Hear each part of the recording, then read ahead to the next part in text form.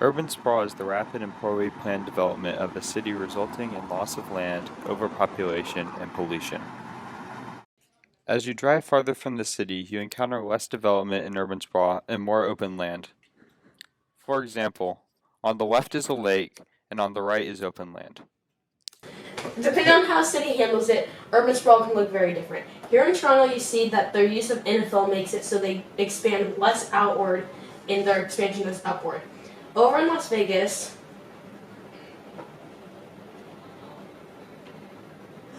you can see that Vegas's expansion heads out a lot more than Toronto's does because they do not use infill, they just expand outward. Every year, 18 million acres of land is destroyed for urban expansion. That's the size of the country of Ireland.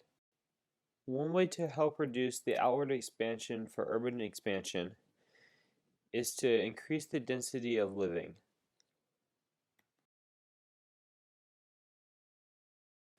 The overpopulation and traffic in the U.S.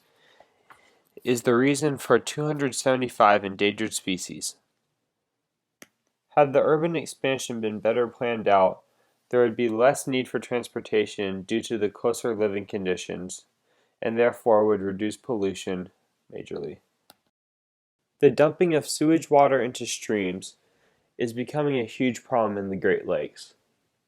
In 2031, there will be an act enacted that will cause an $100,000 fine for any company that dumps sewage into the ponds. Some of the chemicals dumped don't seem to cause a problem for the lakes because the visual aspect is not changed. However, the fish do not respond well to this environment and die. Some forms of pollution, including chemicals found in trash, change the color of the water and make it uninhabitable. This is often caused by the careless dumping of trash into the lakes and areas surrounding them. Many people assume that if they don't dump it directly into the lake, then it will not harm the lake. However, it flows downstream into the lake and creates a big problem.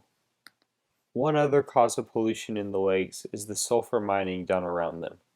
Many mining companies have set up mines surrounding the Great Lakes and do not worry about the runoff that runs into the lakes. In order to maintain the beauty of the lakes, we must do all we can to keep the pollutants out of the lakes and keep them as clean as possible. Another thing we can do is that when we see trash on the lakes, we can pick it up and bring it to the appropriate place of disposal. The Great Lakes offer great opportunities, and we must do all we can to protect them.